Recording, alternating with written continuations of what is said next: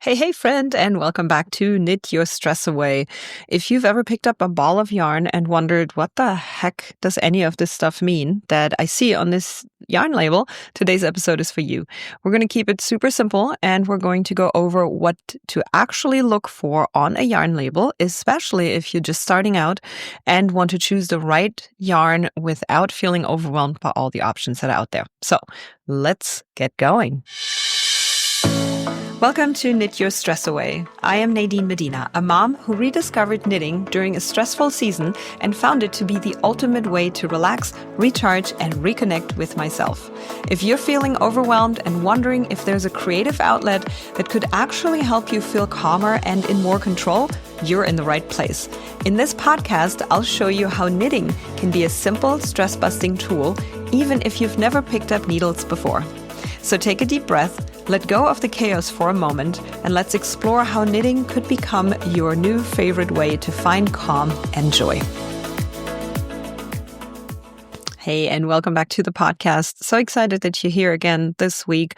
I hope you're enjoying this podcast.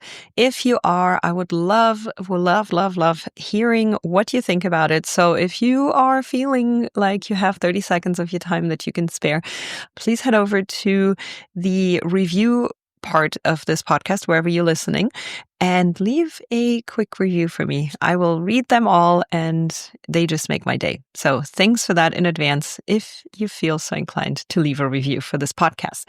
So before we jump totally into talking about yarn labels, I want to give you just a quick little story from my end.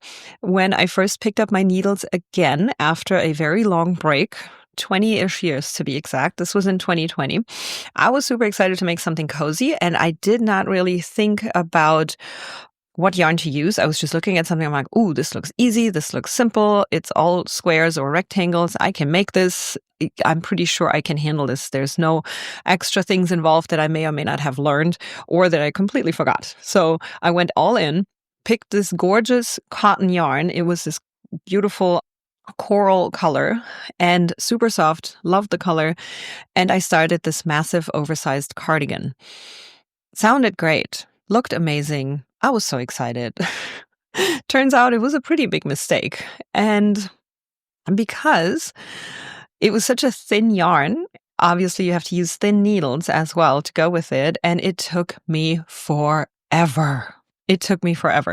And because I chose a very simple project, which is the whole point when you're getting back into it or when you're first starting out, but it was very, very boring because it was so long and it took forever to get one panel done. Like the front panels were really long. The back panel was the worst because it was so big.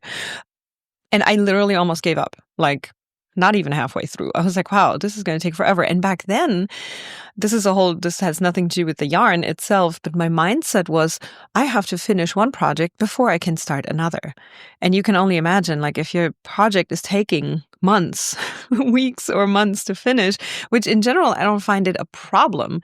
But if that's the only thing you have going on and you don't have the variety to switch to another one, I feel like the potential to give up too soon is so very high, and it's just not a great way to start. And I had to learn that the hard way, so I'm here to tell you now, we can fix this before you even start, okay? What I really needed at that moment was actually a quick win, something that is super satisfying so that I would actually keep going and do something else. Well, thankfully, I enjoyed knitting enough to where I did keep going, but there were times where I was like, wow, okay, I just want to throw this thing in the corner and not do anything else. So glad I went through that, so I can now give you the recommendation for yarn that I think I would do now if I could do it over again. So here is what I recommend. If you're new to knitting and just want to make something simple and fun, maybe you want to try out if it's for you. Maybe you're getting back into it like I did after 10 years, 20 years, and you kind of like, oh, it may be a little bit of a rocky road here. Start with a chunky or bulky yarn. So that would be category 5, and you can actually find that on your yarn label. And obviously, you have to use the corresponding needles that go with that. But why am I recommending that? Well, number one, it knits up very, very quickly, so you can actually finish something pretty fast. As a matter of fact, in my workshop, we knit a little headband and it's made from bulky yarn, and you could knit that if you figure out the stitches really quickly, you could make that thing in like 2 hours. So if you split that up over the course of like a week or two, that translates into 10 minutes here, 5 minutes there. And that is exactly what I talk about all the time, to not feel overwhelmed by it. And this is the way to actually make that happen, to where you're sticking to this new hobby and you are making time for it without feeling overwhelmed, without feeling like you need another hour or two in your day, which you don't have. But you actually are making progress. You're making something gorgeous that you can, use or look at or give away. And you're actually finishing it without feeling like, oh my God, okay, it's been like 5 months and I'm still on the same thing. Okay. Now, the next thing that I think is really great about this bulky yarn is that the stitches are much easier to see because everything is really big. So for a beginner, I think that's very beneficial. I think it also is very satisfying to make this visible progress like really quickly. So if you have this really thin yarn and these tiny little needles, it can be fun to make, but as a beginner, you really are after that like quick, I just want to see this thing that I'm making. I just want to see what I'm able to do here. And with the thicker yarn, with the chunky yarn, you are going to see the progress so fast. I'm actually one of my current projects, I got like 5 or 6 between knitting and crocheting right now. And I'm not ashamed to say that at all. Like, I just pick what goes with the situation. But I'm currently making the Storyteller wrap from 2 of Wands, which is the chunky, bulky yarn. It's Hue and Me yarn. I talk about it often. I love all the colors and the way it feels. And I hadn't made anything with that yarn in a few weeks or months even. I'm not quite sure. Well, we made the headband in the workshop, but besides that, something bigger, like a project for myself. And I had made a very similar wrap by her back in, I think it was in August last year. So I was used to how long that took me because it was pretty thin yarn. It was like a summer wrap, and this one is more of a chunky one. And I was like, whoa, I'm breezing through this. This is so fun because it's coming together almost like I can watch it grow. And that is just so great. So I really do think that's a fun side effect of having chunky yarn. And I really do think that the chunky yarn is also perfect for something small, something confidence boosting, and something that is perfect for a beginner, like a headband, a small cowl, things like that, where you're like, okay, I can use this right away. Super fun. Right? So the matching needles that you're going to need are usually a US 10, maybe 15. It depends on what you're making. It depends on what the gauge indicates in the pattern, but also on the yarn. Okay. So most yarn labels will tell you the recommended needle size, and it's right next to the actual yarn weight, which is the thickness. Okay. We're going to get into all the things and what it all means. But what's really important is that you pair the right yarn weight with the correct needle, because too big, too small, not matching up the right way, it can lead to the project coming out too small or too big as well. So we talked about gauge before. It's a whole different topic that we're not covering in this podcast or in this episode, definitely in this podcast. And we have in the past, so you can search for that in the previous episodes. But gauge is essentially a step that you need to take in order to make sure that your choice of needle and yarn are actually working for the pattern that you're intending to make. Okay, so what are we looking for on the yarn label? Here is a little bit of a breakdown of what you can find on most yarn labels. So there could be some differences in regards to where it's located, but for the most part, these things will be on yarn labels that you can find. And the most important one it starts with is the yarn weight. We just kind of touched on it a little bit. Personally, again, I recommend category 5, bulky/chunky. There's also category 6 that also works well. It's the super bulky.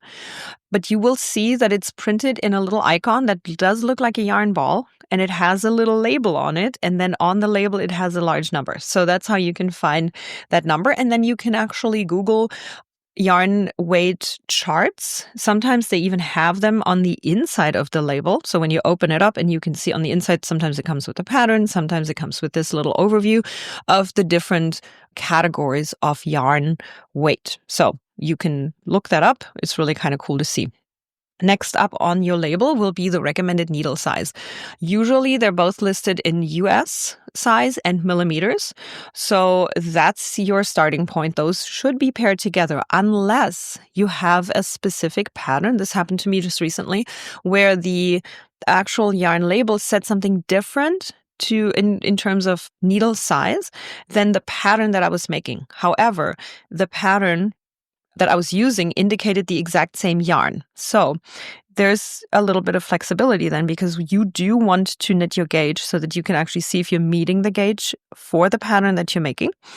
And I always recommend going by the pattern before you go by what the yarn label says. And the reason is that the person who created the pattern knows the recommended needle size, but there is a reason why they picked a different size, if that's the case. So go by that first, but nonetheless, always make your gauge, especially if it is a piece that you're going to wear and where it needs to fit. It is very important that the fit is correct and that it's not too big or too small. If you're making an infinity scarf, I would probably say it's not super important. It is definitely not very important to make a gauge if you're making a blanket. So like if it's a little bigger or a little smaller, not a huge deal, but no matter what, it's always better to make a gauge. When in doubt, just make the gauge swatch. Okay, so next up on your yarn label is oftentimes the fiber content. So is it just wool? Actually, it's not often, it happens, it's on there. It's definitely on there. But it is just telling you to like how much of each fiber is actually in this yarn. So for example, is it just wool 100%? Is it acrylic? Is it both? Is it cotton? There's multiple different things, and sometimes it's a blend of multiple things as well. So this is important not only because certain yarn has different ways of, for example, stretching, or the way it behaves while you're knitting, or the way it behaves after you're done and you wash it or you block it, but also for people with allergies. So if you know that you have a wool allergy, you may have to go with a blend that has very little wool in it, or if it's severe, don't go with wool at all, and you just go straight to cotton or acrylic yarn, which I find really easy to work with, and there's some beautiful options out there. One of them being Color Story by Lion Brand in conjunction with Two of Wands. We've talked about this yarn quite a bit. It's super soft, very easy to work with, and what I like about it is that you can use it year round. So you can make t-shirts with it, you can make scarves with it. It's a really great yarn for every season and a lot of projects. So wool that is 100% wool can be tricky for various reasons. So it can sometimes be scratchy, it depends on what it is. And it can also often cause these funny, like itchy allergy type things on your skin. So 100% wool, be careful, don't buy too much at once. Test it out for yourself first, because I know quite a few people who actually deal with that type of allergy and that kind of like itch factor. So just test it out for yourself. Next up on your label is the yardage. This actually tells you how much yarn is in each skein or ball, right? Your pattern will tell you how many yards you need for that specific project that you're making. And you need to also make sure that you're looking at the correct size in the pattern. If you're making a sweater, a t-shirt, where it's not a one size fits all situation, that you know exactly, okay, I'm making, size small. And for the size small, it indicates I need this and that many meters of yarn, okay? It's usually indicated in meters or in yards. So you have both options. If you have a European pattern, it may not indicate the yards. So you have the meters option, and you can always do the math and see how much you need. So you can use this information if, for example, if you're making a pattern and you're using a different yarn than what the pattern calls for, which you obviously can. You just need to make sure that it's a very similar weight and that you have a similar gauge. But it can have a different yardage. So you need to make sure that you then do the math and calculate how many skeins of that yarn will you need in order to meet the requirement. And why this is important is you're like, oh, well, but it's fine. I'll just grab another ball if I'm running out, if I don't have enough. However, if it's yarn is dyed in lots. So meaning that one dye lot could have slight color variations from another one, even though it's the same color, it's the same brand, it's the same wool, it's all the same. But you can have slight variations in the way the yarn is dyed. And in order to not have that, risk of seeing that in your project, if you're buying yarn later on, it may be from a different dye lot. And to avoid that, you just want to make sure that you do your calculations in advance so that you know exactly how much to grab for that particular problem. Because it would be a real shame if your sweater all of a sudden has a block that is a bit darker than the color that you had before, even though, again, it's the same color, but it just came out slightly different. So that's a really good tip to keep in mind as you go and plan, any projects ahead of time. So the last thing I want to talk about is the care instructions, which you also have on your yarn label. And that is super important to note because at this time, especially when you're using more acrylic or, heavier on the acrylic side yarn, it's oftentimes machine washable, which is really cool. It's very easy. But you do definitely want to check for the care instructions because a lot of the fibers that you might use are hand wash only. And you don't want to machine wash something that's hand wash only and then it shrinks or it felts or it, otherwise gets out of shape and it just kind of ruins all the hard work that you've put into it. So it's very important to know how to care for the yarn that you're using. And it's also important in order to make a decision as to what you're using it for. Because if you, for example, make something for a child, it might be smart to use something that can be machine washed. Whereas if it's something for you that you're only going to wear at special occasions or, not wearing very often or everyday use, it's okay to have it hand wash only because, it might just be the exact fiber that you want and it's worth, getting it and making it out of that fiber and it's worth washing it by hand. So that's it for the yarn labels.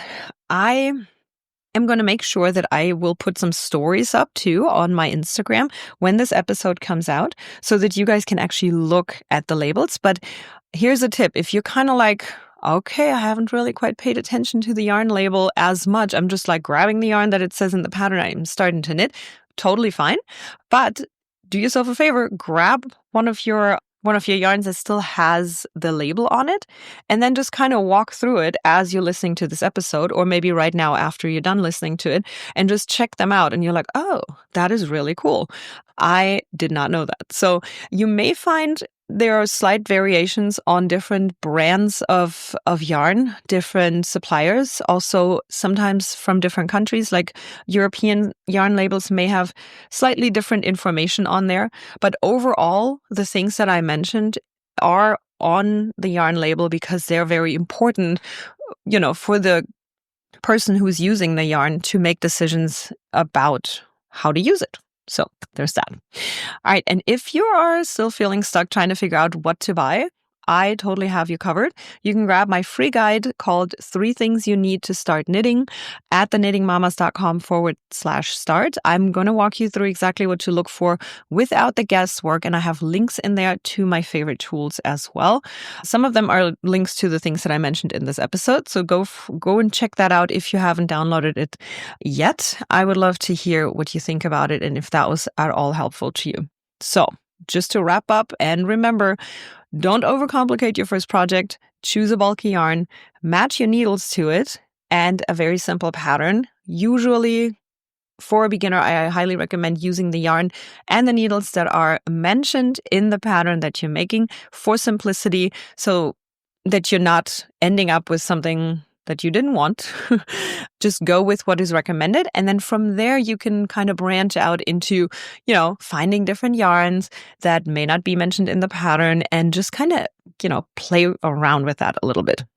And give yourself a chance to enjoy your knitting without it dragging on for weeks like I did. The goal is calm, not overwhelm. Always, right? And if you're standing in the craft store reading a yarn label and wondering which one is the right one, take a breath. Pull out the notes that you make in this episode and I will walk you through it again whenever you need it. I've got you covered with everything related to knitting, and stress relief. So I hope I'll see you next time right here on the Knit Your Stress Away podcast. Thanks so much for hanging out with me on today's episode.